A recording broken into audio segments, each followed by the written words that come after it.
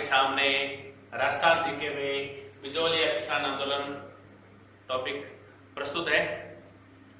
बिजोलिया किसान आंदोलन जो कंपटीशन एग्जाम की तैयारी करते हैं उनकी जुबान पर इसका नाम होता है।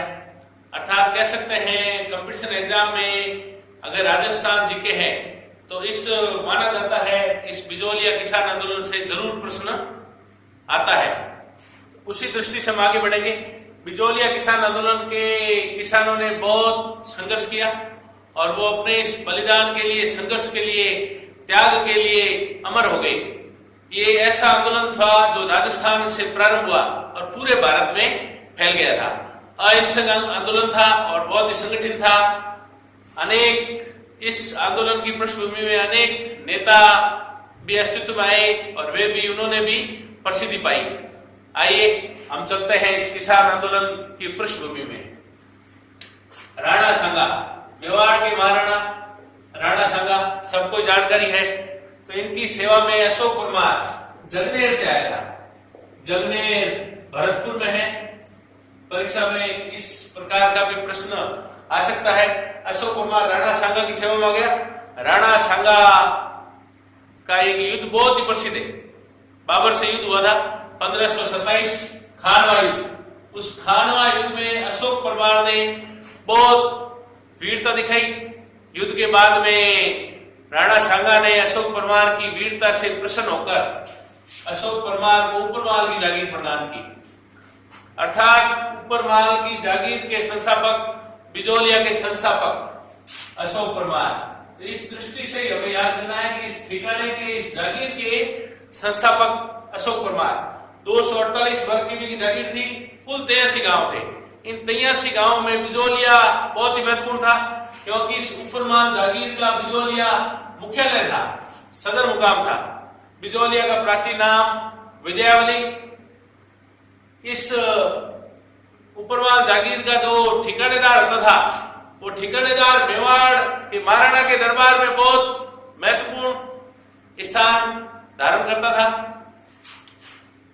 16 दरबारी बैठते थे, मतलब 16 ठिकानेदार बैठते थे। 16 में ऊपरमाल जागीर का ठिकानेदार भी वही बैठता था और इसको प्रथम श्रेणी के दंडनायक के अधिकार प्राप्त थे। इस बिजोलिया के अंदर या ऊपरमाल जागीर में धाकड़ जाति के किसान 60% किसान थे। ग्वालियर वगैरह आसपास के क्षेत्रों से आकर यहाँ ये बस गए। उसी रियासत काल में दौलत राव सिंधिया मराठा, उस मराठा सरदार ने ऊपरमाल जागीर पर अपना नियंत्रण स्थापित कर लिया। यहाँ के ठिकानेदारों को जगह छोड़ के बाहर जाना पड़ा। केशव दास को गुड़ा गांव में शरण लेनी पड़ी। बड़े ही कठिनाई में इन्होंने जीवन बिताया, लेकिन प्रजा, इनकी प्रजा इनसे प्रेम करती थी और उसी प्रजा ने केशव दास को वापस बिजोलिया का ठिकानेदार बनाया। आगे जाकर गोविंदास ठिकानेदार बने और गोविंदास की 1894 में मृत्यु हो गई। अब यहीं से हमारे बिजोलिया किसान आंदोलन की नींव पड़ती है। हम जब तैयारी करते हैं तब हम याद करते हैं कि आंदोलन प्रारंभ 1897 हुआ, लेकिन इसकी नींव रख दी गई 1894 में गोविंदास की मृत्यु के साथ ही।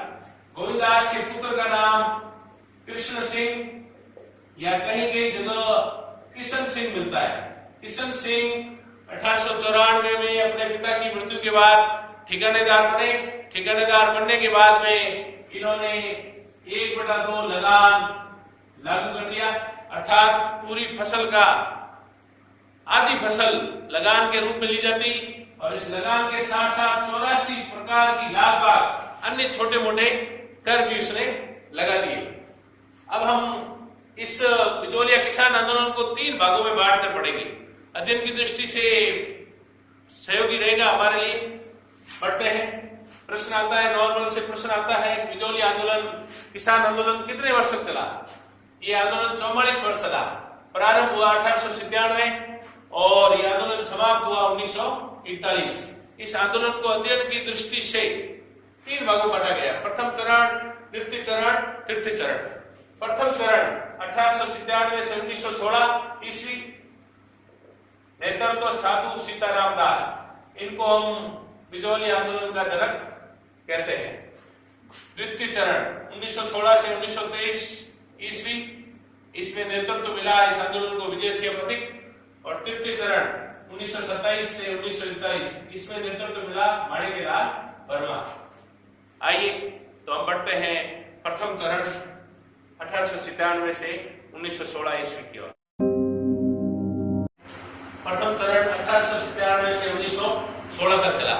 इस चरण में प्रमुख योगदान साधु सीताराम दास का रहा।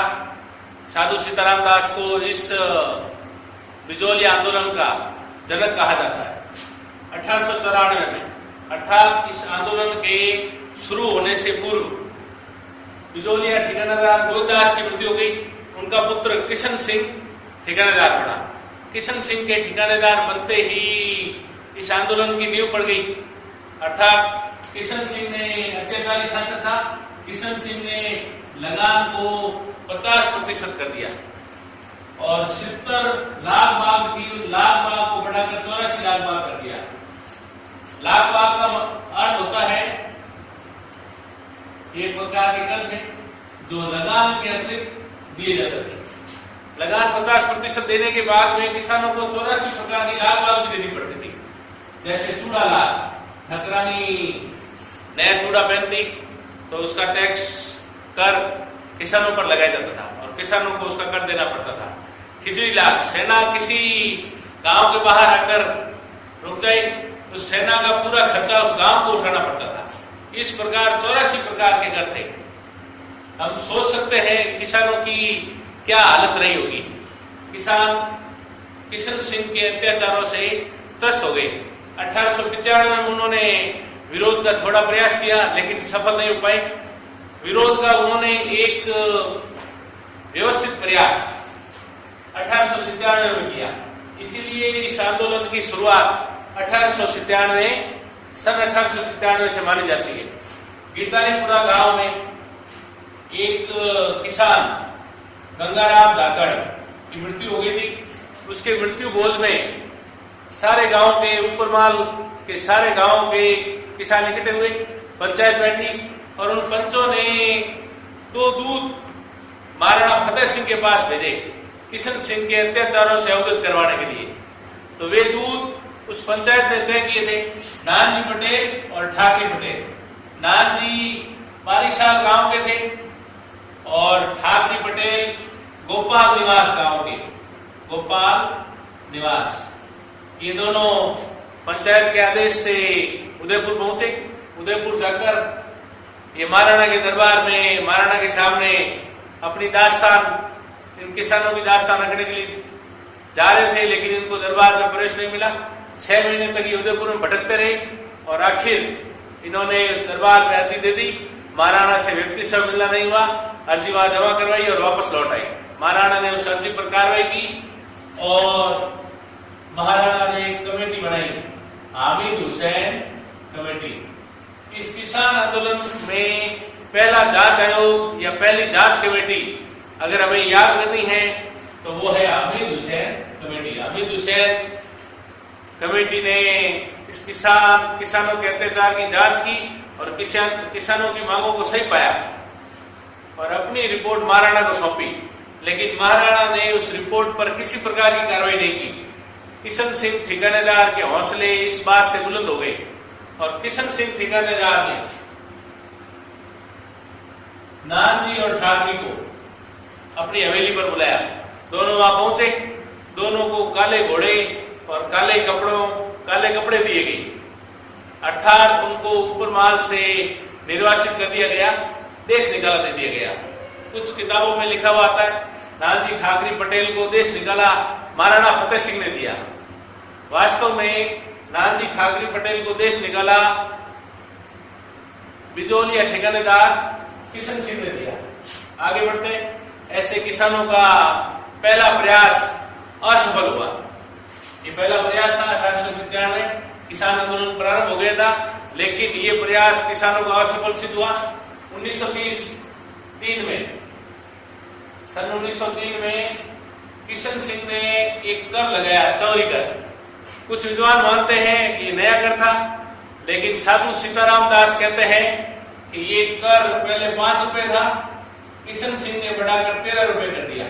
चौरी कर अर्थात जो किसान अपनी पुत्री का विवाह करता था, अर्थात जिनके घर पर चौरी सजाई जाती थी, उनको ठिकाने को उस एक विवाह पर 13 रुपए देने पड़ते थे। उस समय 13 रुपए की कीमत क्या रही होगी, हम स्वयं भी सोच सकते हैं। तो किसानों ने इस कर का विरोध करने की ठानी, उग्र विरोध किया। उन्होंने बिजौलिया ठिकाना छोड़ के पड़ोस के ठिकानों में चले गए, वहां जाके खेती करने लगे, कर देने से मना कर दिया और विवाह योग्य अपनी जो कन्याएं थी उनका विवाह टाल दिया। 2 साल तक ये विरोध चलता रहा, लेकिन किशन सिंह झुकने को तैयार नहीं हुआ। आखिर सारे किसान लगभग 200 अपनी कन्याओं को लेकर ठिकानेदार किशन सिंह के हवेली पर धरना दे दिया। आखिर किशन सिंह को झुकना पड़ा। उन्होंने लगान की दर जो 50% थी, उस लगान की दर को 40% कर दिया और चौरी कर को 13 रुपए से 6.5 रुपए कर दिया। ये बिजौलिया किसान आंदोलन में किसानों की पहली विजय थी। अगर हम याद करें कोई किसानों को बिजौलिया किसान आंदोलन में पहली विजय कब प्राप्त हुई, तो वो 1905 में प्राप्त हुई। 1905 में इनकी ये विजय हुई। इस विजय ने किसानों के हौसले बुलंद कर दिए और भावी बिजौलिया आंदोलन की नींव भी पड़ गई, क्योंकि किसानों को पहली सफलता प्राप्त हो गई तो उनको ये मार्ग भी पता चल गया, हम हिंसात्मक और संगठित आंदोलन करेंगे तो हमें विजय जरूर प्राप्त होगी। सन 1906 में ठिकानेदार किशन सिंह की असमय मृत्यु हो गई। इनके कोई संतान नहीं थी। कामा का पृथ्वी सिंह, इनको महाराणा फतेह सिंह ने नया ठिकानेदार बनाया। इस पृथ्वी सिंह को महाराणा को ठिकानादार बनने के एवज में तलवार बंदाई नामक कर देना था, जो लगभग 40,000 रुपए था, उस समय के 40,000 रुपए। पृथ्वी सिंह ने यह भार भी जनता के ऊपर डाल दिया और पृथ्वी सिंह ने पुराने लगान थे, जो लगान घट के 40% किए गए थे, उस लगान को भी बढ़ाकर वापस 50% कर दिया। लाख बाग भी जो घटाई गई थी, उन लाख बाग को भी पृथ्वी सिंह ने बढ़ा दिया। तो किसानों ने इस कर का और लगान का विरोध करने की ठानी। इस समय किसानों का साथ देने के लिए एक बहुत ही प्रसिद्ध क्रांतिकारी मैदान में उतरे, साधु सीताराम दास। साधु सीताराम दास के बारे में बता दें, इनका जन्म 1884 में बिजौलिया में हुआ। ये पुस्तकालय में नौकरी करते थे, सरकारी पुस्तकालय में। तो गांव-गांव इनको घूमना होता था, तो इन्होंने बहुत नजदीक से किसानों की समस्याओं को देखा था और वो मन से हृदय से किसानों के साथ थे। तो साधु सीताराम दास अपने 2 मित्रों के साथ, भट्टाकरण चरण और ब्रह्मदेव दादीज, इनके साथ इस आंदोलन के नेतृत्व में उतर पड़े और किसानों को नेतृत्व प्रदान किया। इनको पुस्तकालय की नौकरी से हटा दिया गया। इन्होंने मित्र मंडल का गठन किया, जिसके 6 सदस्य थे। गांव-गांव में ये मीटिंगें लेने लगे और किसानों को अपने अधिकारों के प्रति जागृत करने लगे। इस प्रकार ये आंदोलन आगे बढ़ता चला गया, लेकिन पृथ्वी सिंह झुकने को तैयार नहीं हुआ। सन 1913 परीक्षा में प्रश्न आता है, तो बिजौलिया में अकाल बारिश होते हुए भी अकाल पड़ा। खूब बारिश हुई 1913 में, लेकिन फिर भी बिजौलिया में अकाल पड़ा, क्योंकि इन किसानों ने पृथ्वी सिंह के अत्याचारों से त्रस्त होकर बिजौलिया में किसी प्रकार की खेती नहीं की। अगर वो खेती नहीं करेंगे तो लगान किस बात का देना पड़ा। वे खेती करने के लिए पास की रियासतों में, पास के राज्यों में बूंदी और ग्वालियर चले गए। यहाँ से भी प्रश्न बनता है परीक्षा के अंदर, बिजौलिया के किसान खेती करने कहाँ चले गए थे? बूंदी और ग्वालियर चले गए थे। 1914 में पृथ्वी सिंह की मृत्यु हो गई। समय मृत्यु हो गई। इनका पुत्र केसरी सिंह नाबालिग था, छोटा था। तो महाराणा फतेह सिंह ने यहाँ पर प्रशासन नियुक्त कर दिया। अमर सिंह राणावत और उप प्रशासक बनाया गया डूंगर सिंह भाटी। केसरी सिंह की माता अर्थात पृथ्वी सिंह की पत्नी, उन्होंने किसानों से समझौता किया और उनके बढ़े हुए लगान को माफ कर दिया, तलवार बंधाई कर को भी कम कर दिया। किसान थोड़े शांत हुए, लेकिन उसी वर्ष 1914 में ही प्रथम विश्व युद्ध शुरू हो गया। तो किसानों पर युद्ध कर लगा दिया गया। अंग्रेज महाराणा से युद्ध कर लेते थे। महाराणा ने अपने ठाकुरों से कर मांगा और ठाकुरों ने आखिर में वो सारा कर किसानों के माथे मर दिया। किसान परेशान हो गए और उन्होंने अपने आंदोलन को पुनः गति प्रदान कर दी और आंदोलन को एक अच्छे नेतृत्वकर्ता मिले हुए थे, साधु सीताराम दास गांव-गांव में आंदोलन की अलग जगाने लगे और साधु सीताराम दास हरिभाई किंकर द्वारा संचालित वृत्तिया प्रचारणी सभा के सदस्य बन गए। इसकी एक शाखा इन्होंने बिजोलिया में खोली और इसके सालाना अधिवेशन में भाग लेने के लिए जाते रहते थे। आसपास के बड़े बड़े क्रांतिकारी उनको मिलते, उनसे वो नई नई योजनाएं बनाते। उस समय इस चित्तौड़गढ़ इलाके में पूरे भारत के किसानों का प्रसिद्ध नेता विजय सिंह पथिक, जिसका मूल नाम भूप सिंह, वे बस्ते बचाते वहां आए हुए थे। उन्होंने अपना वेशभूषा बदल रखी थी, दाढ़ी बढ़ाई हुई थी। सालाना अधिवेशन 1915 में और श्री चित्तौड़गढ़ में साधु सीताराम दास वहां गए, उनके साथ मगनलाल बिल्लू थे। इन दोनों को विजय सिंह से मिलना हुआ, अर्थात उनकी भेंट हुई। इन्होंने विजय सिंह से निवेदन किया बिजोलिया किसान आंदोलन का नेतृत्व संभालने का और विजय सिंह पथिक ने इनकी बात मानी। इस प्रकार प्रथम चरण हमारा पूर्ण होता है। हम बिजोलिया आंदोलन के दूसरे चरण की ओर बढ़ेंगे। बिजोलिया किसान आंदोलन के दूसरे चरण की ओर हम बढ़ते हैं। बिजोलिया किसान आंदोलन का दूसरा चरण सन 1916 से सन 1923 तक माना जाता है। क्रिकेट में जिस प्रकार भारत के क्रिकेट का मैच होता था और जो ही क्रिकेट के मैदान पर महेंद्र सिंह धोनी या वीरेंद्र सहवाग उतरते थे, उनके उतरते ही मैच का माहौल ही अलग हो जाता था। उसी प्रकार जब इस बिजोलिया किसान आंदोलन जो कम से कम 19 वर्ष चला, लेकिन इतना प्रसिद्धि नहीं पा पाया, इसका एक कारण यह भी था कि जंगल में मोर नाचा किसने देखा। इस आंदोलन के बारे में पूरे भारत में ज्यादा जानकारी नहीं थी। 1915 में साधु सीताराम दास ने विजय सिंह पथिक को निमंत्रण दिया। 16 में वे बिजोलिया पहुंचे और उन्होंने आंदोलन की बागडोर अपने हाथ में ले ली। अर्थात अब क्रिकेट के मैदान पर वीरेंद्र सहवाग उतर चुका था। विजय सिंह पथिक जो ही इस आंदोलन में आए, उन्होंने योजनाबद्ध काम किया। सबसे पहले उन्होंने पंचायतों का गठन किया। इस काम में उनका सहयोग माणिकलाल वर्मा ने किया।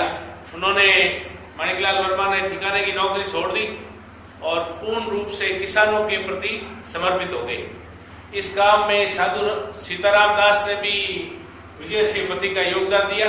विजय सिंह पथिक गांव-गांव घूमते, उनको साथ रखते। साधु सीताराम दास को, माणिकलाल वर्मा को, अन्य भंवरलाल सुनार, उनको भी साथ रखते और पंचायतों का पुनर्गठन करते। 1917 में बारिशाल गांव में विजय सिंह पथिक ने उपरमाल पंच बोर्ड की स्थापना की। यहाँ 13 सदस्य दल था। इसके अंदर 13 सदस्य थे और इसका अध्यक्ष मन्ना पटेल को बनाया गया। इस प्रकार विजय सिंह पथिक ने पंचायतों के गठन के माध्यम से इस आंदोलन को गति प्रदान की। उस बारिशाल गांव में उस दिन विजय सिंह पथिक ने सारे किसानों के सामने जो नारा दिया वो देखिए, हरियाली अमावस सुखद शुभ मुहूर्त को जान लो, स्वतंत्रता के हित में अब धर्म युद्ध की ठान लो। विजय सिंह पथिक ने इस आंदोलन को या इस आंदोलन का प्रचार प्रसार पूरे देश में करने के लिए उन्होंने अखबार का सहयोग लिया। 4 अखबार विशेष थे, अभ्युदय, प्रताप, मराठा और केसरी। इन अखबारों के माध्यम से उन्होंने बिजोली आंदोलन को पूरे भारत में चर्चा का विषय बना दिया। गणेश शंकर विद्यार्थी ये कानपुर से प्रताप अखबार चलाते थे।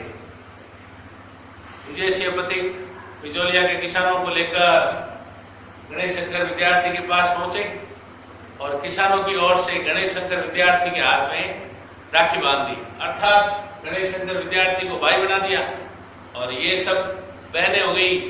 तो फिर गणेश शंकर विद्यार्थी ने अपने अखबार के अंदर एक कॉलम, हमेशा का एक पेज बिजोलिया की खबर छापने के लिए छोड़ दिया। बाल गंगाधर तिलक ने अपने पत्र मराठा और केसरी दोनों में इस बिजोलिया आंदोलन के बारे में खबर छापनी शुरू की और बाल गंगाधर तिलक ने एक पत्र, महाराणा फतेह सिंह को एक पत्र लिखा। उस पत्र के अंदर उन्होंने महाराणा फतेह सिंह को स्वतंत्रता का पुजारी कहा और उनको कहा कि आप बिजोलिया के किसानों की मांगे मान लो, लेकिन फतेह सिंह ने बिजोलिया के किसानों की मांगे नहीं मानी। महात्मा गांधी, विजय सिंह पथिक कांग्रेस के अधिवेशन में शामिल होने जाते हैं तो वहां पर उन्होंने महात्मा गांधी से संपर्क किया। महात्मा गांधी ने बिजोलिया के किसानों की समस्याओं का एक सुझाव बताया कि बिजोलिया के किसान उस बिजोलिया ठिकाने को छोड़कर चले जाए, लेकिन विजय सिंह पथिक ने महात्मा गांधी को कहा कि हम मर्द हैं, हम ये मैदान छोड़कर नहीं जाएंगे, हम संघर्ष को जारी रखेंगे। फिर महात्मा गांधी ने अपने सचिव महादेव देसाई को जांच के लिए बिजोलिया भेजा। मदन मोहन मालवीय इस बिजोलिया मामले पर एक बार मिलने के लिए महाराणा फतेह सिंह के पास गए। फतेह सिंह उनसे मिले, लेकिन फतेह सिंह ने आगे कोई कार्यवाही नहीं की। 1919 में बिंदुलाल भट्टाचार्य जांच आयोग का गठन किया गया। यह इस आंदोलन का 2nd नंबर जांच आयोग है। प्रथम जांच आयोग हामिद हुसैन जांच आयोग था, जिसका गठन 1897 में किया गया था। इसने किसानों के पक्ष में सिफारिशें की, जैसे हामिद हुसैन ने भी की थी, लेकिन मेवाड़ महाराणा ने उस पर कोई कार्रवाई नहीं की। आंदोलन आगे बढ़ता गया तो 1920 में महाराणा ने राज सिंह बेदला जांच आयोग का गठन किया। इस जांच आयोग ने बिजोलिया में जाकर किसी प्रकार की जांच नहीं की। ये जांच आयोग उदयपुर में रहा तो माणिक्यलाल वर्मा के नेतृत्व में 15 सदस्यीय दल उदयपुर पहुंचा। इस जांच आयोग के सामने प्रस्तुत हुआ और अपने किसानों की मांगे रखी। इस जांच आयोग ने किसानों की मांगों को सही माना, लेकिन मेवाड़ महाराणा ने उस पर भी कोई कार्रवाई नहीं की।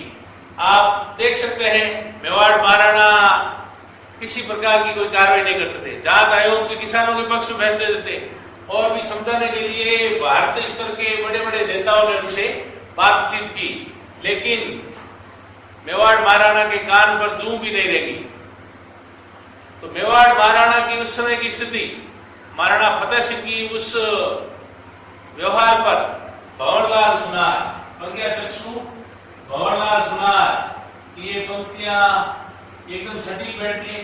मान मान मेवाड़ राजा, प्रजा पुकारे रे राणा रे, बिजोलिया के दुख की अर्जियां यानी प्रार्थना पत्र लिख रैत ठाकी रे, रैत यानी प्रजा या किसान, ये प्रार्थना पत्र लिख के आंदोलन कर के थक गई, लेकिन मेवाड़ महाराणा ने किसी प्रकार की कोई कार्यवाही नहीं की।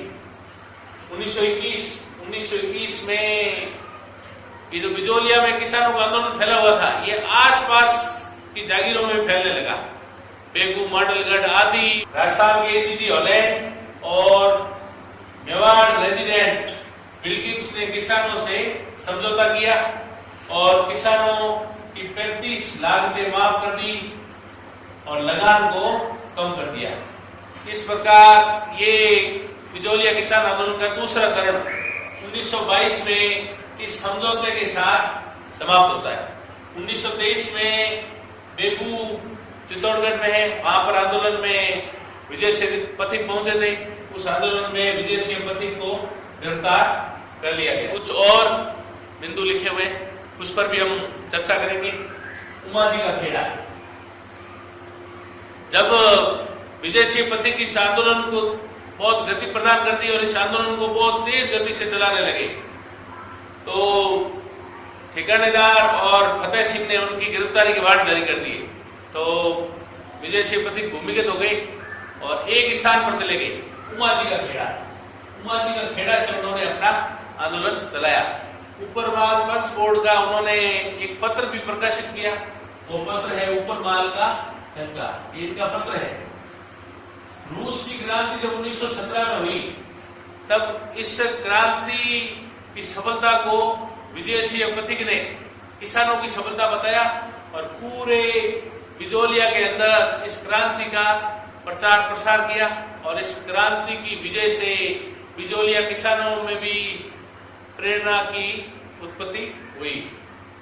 रणभूमि प्रेमचंद बहुत ही प्रसिद्ध उपन्यासकार है, इनको उपन्यास सम्राट कहते हैं।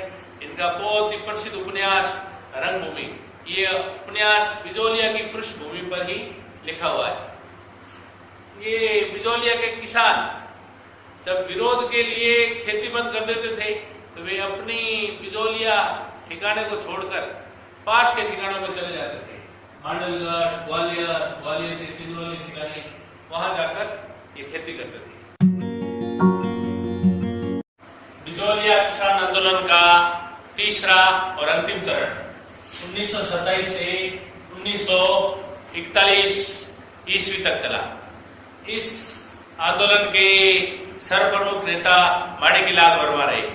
जिस प्रकार पहले चरण में प्रमुख नेता साधु सीताराम दास रहे, दूसरे चरण के प्रमुख नेता विजय सिंह पथिक रहे, उसी प्रकार माणिकलाल वर्मा ने तीसरे आंदोलन में अपना नेतृत्व प्रदान किया।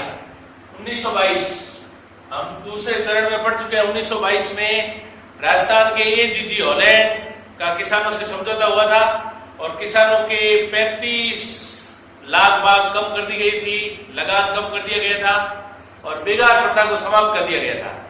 तो 22 में यह आंदोलन समाप्त हो गया था, यह थोड़ा धीमे पड़ गया था। किंतु 1926 में बिजौलिया ठिकाने में बंदोबस्त हुआ, अर्थात लगान की दर पुनः तय की गई और उन पुनः तय की गई दरों में बढ़ोतरी कर दी गई। किसान रुष्ट हुए और वो पुनः आंदोलन की राह पर बढ़ गए। वे आंदोलन करने लगे तो उनके आंदोलन को शांत करने के लिए, जांच के लिए बंदोबस्त अधिकारी ट्रैक्स बिजौलिया आए। उन्होंने किसान नेताओं से वार्तालाप किया और बाद में उन्होंने सिंचित क्षेत्रों के लगान को कम कर दिया। यहाँ अंग्रेज अधिकारी थे, पुरानी परंपरा की ओर चले, फूट डालो और राज करो। सिंचित क्षेत्रों के लगान को कम कर दिया, किंतु बारानी अर्थात बरसाती क्षेत्रों के लगान को बढ़ा दिया। अब किसान दो धड़े में बढ़ने लगे। तो विजय सिंह पथिक, माणिकलाल वर्मा, इन सबने मिलकर तय किया कि जो बारानी कृषि के किसान हैं या जिनके खेत बारानी है, बरसाती है, वे उन खेतों को त्याग दे, उन खेतों से इस्तीफा दे दे। किसानों ने ऐसा ही किया और किसानों ने बारानी जमीन छोड़ दी, बरसाती जमीन से इस्तीफा दे दिया। उन्होंने ये सोचा जब उस जमीन पर खेती नहीं होगी तो ठिकानेदार को झुकना पड़ेगा और ठिकानेदार आखिर लगान को कम करेगा, किंतु हुआ एकदम इसके उलट। अन्य जो दाकड़ किसान नहीं थे, अन्य किसान थे, उन किसानों ने नीलामी में ये जमीनें प्राप्त कर ली और उन पर खेती करनी शुरू कर दी। किसानों का यह दाव उल्टा पड़ गया और उनके पास खुद की जमीन थी, वो भी खोनी पड़ी। वे आंदोलन की राह पर आगे बढ़ गए। तो जागीरदार ने और ठिकाने के आदमियों ने माणिकलाल वर्मा को गिरफ्तार किया और माणिकलाल वर्मा को मार्च 1927 में जेल में डाल दिया गया। 1931 किसानों के निवेदन पर जमनालाल बजाज, हरिभाऊ उपाध्याय ये भी बिजोलिया आंदोलन के अंदर कूद पड़े और किसानों को नेतृत्व प्रदान किया। वहां बिजोलिया पंचायत ने एक फरमान निकाला और जो नए किसान इस्तीफेशुदा किसानों की जमीन पर जो खेती कर रहे थे बारानी जमीन पर, उन किसानों के लिए पंचायत ने फरमान निकाला या तो जमीनें छोड़ दो वरना हम किसानों की जमीनें बलपूर्वक खाली कराएंगे। इस प्रकार 400 किसान इकट्ठे होकर अपनी जमीनों पर जाकर खेती करने लगे। जमीनों के नए मालिक वहां पहुंचे, ठिकाने के आदमी आए और वहां बहुत संघर्ष हुआ। कई किसानों को हताहत होना पड़ा। इस पर जमनालाल बजाज उदयपुर गए। उदयपुर जाकर इन्होंने महाराणा भूपाल सिंह से मिले और भूपाल सिंह से इन्होंने समझौता किया।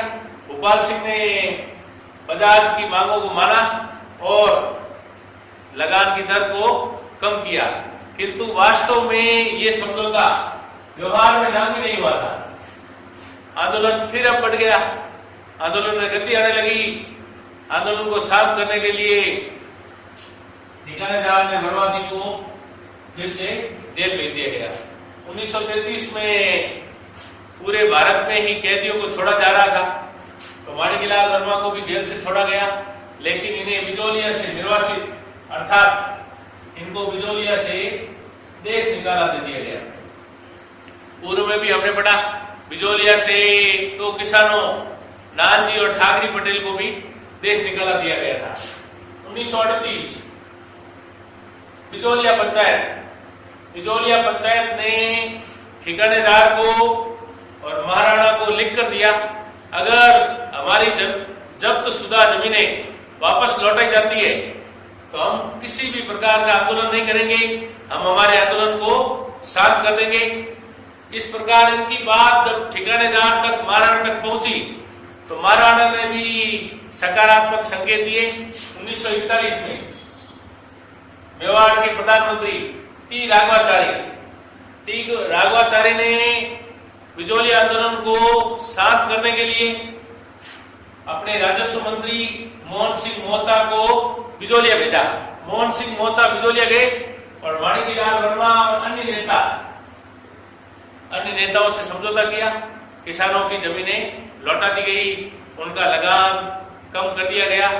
इस प्रकार भारत का ये सबसे लंबा चलने वाला किसान आंदोलन जो 1897 में शुरू हुआ और समाप्त हुआ 1941 में, अर्थात 44 वर्ष तक चलता रहा, ये आंदोलन समाप्त हुआ। इस किसान आंदोलन के कारण बिजोलिया पूरे भारत में चर्चा का विषय बन गया। किसी भी किसान आंदोलन का नाम लेने पर बिजोलिया का नाम जरूर आता है। बिजोलिया का आंदोलन अहिंसात्मक संगठित आंदोलन रहा, जिसमें किसान लंबे समय तक संघर्ष करते रहे। इस किसान आंदोलन की पृष्ठभूमि में देश को अनेक नेता भी प्राप्त हुए। विजय सिंह पथिक, माणिकलाल वर्मा, जिन्होंने विजय सिंह पथिक के कहने पर ठिकाने की नौकरी को छोड़ के अपना सर्वस्व देश हित के लिए समर्पित कर दिया। इस आंदोलन का प्रवर्तक विजय सिंह पथिक को माना जाता है और इस आंदोलन का जनक साधु सीताराम दास को माना जाता है। अर्थात पथिक के आने के बाद में बिजोलिया किसान आंदोलन में गति आ गई थी और ये अपने निर्दिष्ट उद्देश्य की ओर तेज गति से बढ़ने लगा था। पथिक जब आंदोलन में आए थे उसके बाद में देखिए माणिकलाल वर्मा ने एक पंचीरा गीत लिखा है, वो विजय सिंह पथिक के बारे में ही है। मर्दाओं रे सुनकर अर्जी एक देवता आयो छे। वहां के किसान विजय सिंह पथिक को देवता मानते थे, अवतारी पुरुष मानते थे। मर्दाओं रे सुनकर अर्जी एक देवता आयो है, जिसको पतो न पायो थे बूटी सत्याग्रह लायो छे। जड़ी बूटी, किसानों के दुख दर्द को दूर करने के लिए जड़ी बूटी सत्याग्रह नामक जड़ी बूटी लेकर विजय सिंह पथिक आए थे। भवरलाल सुनार, प्रज्ञा चक्षु, इन्होंने भी विजय सिंह पथिक के बारे में कविता लिखी। ईश्वर वेग सुनी है माणी, अर्थात हमारी ईश्वर ने इच्छा सुन ली है और हमारे आंदोलन को नेतृत्व प्रदान करने के लिए कृपा करी भगवान ने कृपा की है। पथिक भेजियो अवतारी जी, अर्थात पथिक को अवतारी बताया गया है। धन्यवाद।